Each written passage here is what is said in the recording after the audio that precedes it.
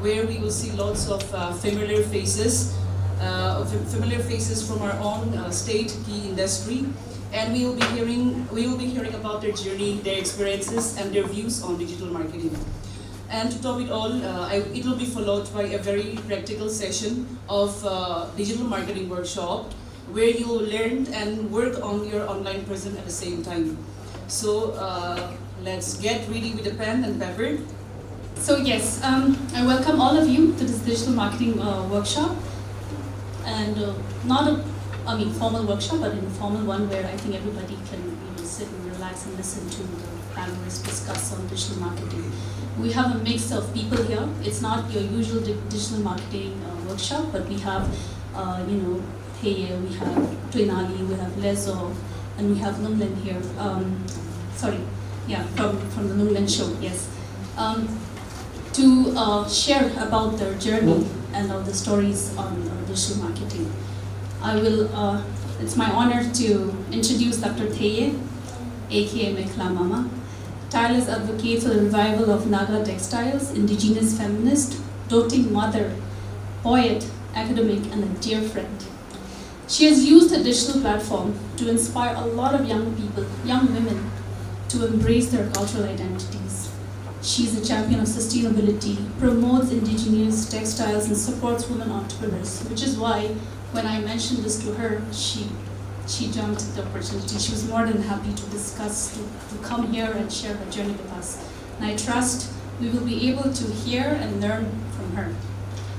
Next, we have Mrs. Tuinali Chopi, somebody who I've admired for so many, I think, days. And I'm very excited to have her here. I'm very happy that she actually accepted our invitation to be here. She's somebody who's persistently started her beauty business, sustained and thrived, from being a devoted mother, remarkable CEO of Beauty Barn India. We're thrilled to have you here and appreciate your time, and we are eager to learn from you as well. Asian Northeast Private Limited, and a seasoned entrepreneur with global business perspective. Introduce key product beauty to the Indian market. Isinu Keditsu, a distinguished indigenous feminist, academic and poet who significantly impacted the perception of Naga textile through co-founder of Modern Marine Branding Private Limited, consultant Idol Government of Nagaland. Great products already, someone like me, I'm using it. So well, if you are, get excited because the founder of Beauty Bird is here, and it will be an honor to listen her story as she unraveled her journey of making Beauty Bird. And I really wanted to create, everything based on my experience. So even in our in-house team, we try all the products before we really, put out the content. And also, our main goal was to build a strong community. And so right now, this is what our team is all about. We have everything in-house.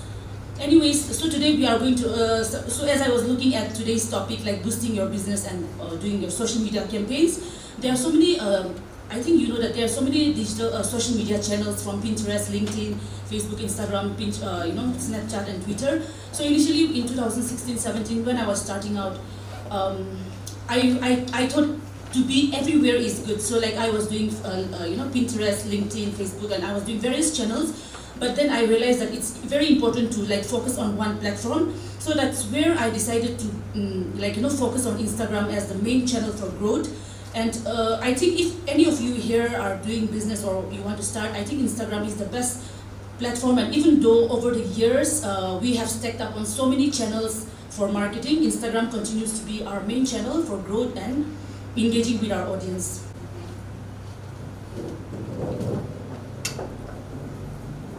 So number one is knowing your business or the brand that you want to build. I think it's very important to have a clear understanding of the business goals that you want to have in the long term. For me, I think over the years, based on my experience, and if I look around, a lot of us, even though so number one is if you can describe your business in detail, what you do. Number two is why did you start your business, and number three is why are you passionate about your business and what drives you. So a little bit about myself. If I was really of course business is about buying and selling, and that is it. So if I was really if my business was all about buying and selling, I would have died down long time back.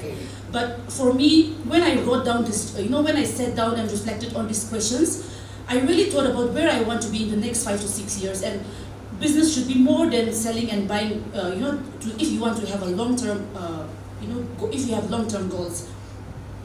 So of course, we all start our business to be financially free. Of course, having financial freedom was also one of my drivers for starting a business. But I always had bad skin, from my teenage years, I always had bad skin, and I didn't know how to do skincare.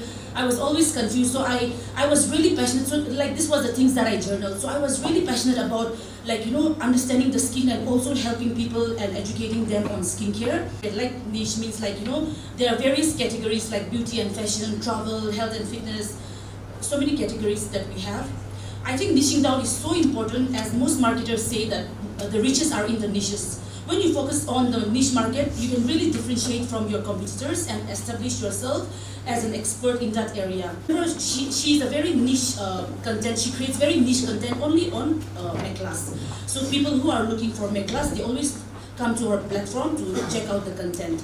So for Beauty Barn, at first when I was starting out, I was really confused about what business model to put out. So when I looked around at my competitors, people who were selling Korean beauty products, they were also selling Indian beauty products, they were also selling other international brands.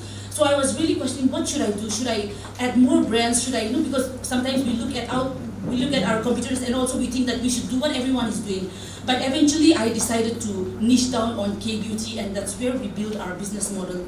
So carving out a niche market, like whatever business you want to do, I think it's very important to identify your niche market so that you can position yourself as the go-to brand for the target audience, and that way you can build your credibility and trust over other businesses that are trying to do everything.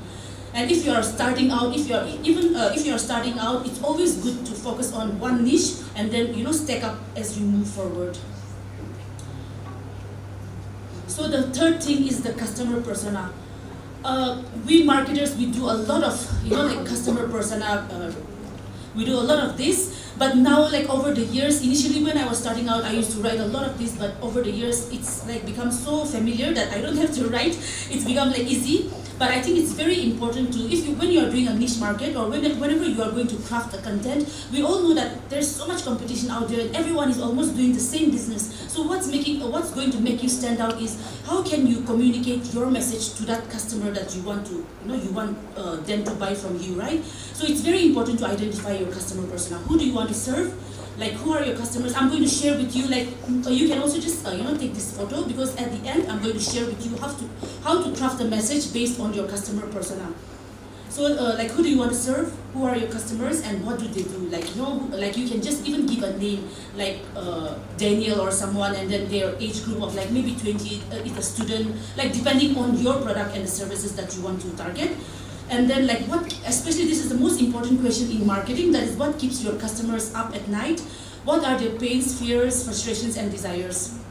Because remember that if you talk to everyone, you'll end up talking to no one. So it's very important to create a customer persona so that you can create personalized message targeting the needs and desires of your target audience.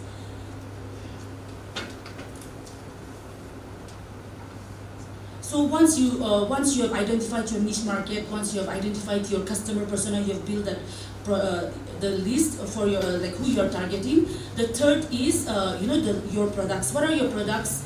If you have 4 to 5 products, or if you have 10 to 50 products, you can start with maybe 1 to 10, and you have to list down your you can create a 2-bar the product name. Then you can write the features. What makes it different? What are the benefits? How does it serve the customer? And then how does it solve the customer's pain points? And if you're into technology or anything, what are the technologies or innovations that makes your product different? When you clearly define your products and their unique selling positions, you'll be able to create a strong message to your audience and effectively promote your message. So why, like I said, why we need to do all these basics is because we live in a very competitive world, and it's likely that whatever your product you're selling, 10 other businesses are selling, and it's inevitable that we do not have control over how many people are going to do the same business. So we need to be continuously asking ourselves, how can I be different? How can I, give my stand out from my customers? How can I be better than the rest of the even if there are 10 people selling the same product? how can I stand out from the rest of the competition, and how can I make my customer buy from me again and again.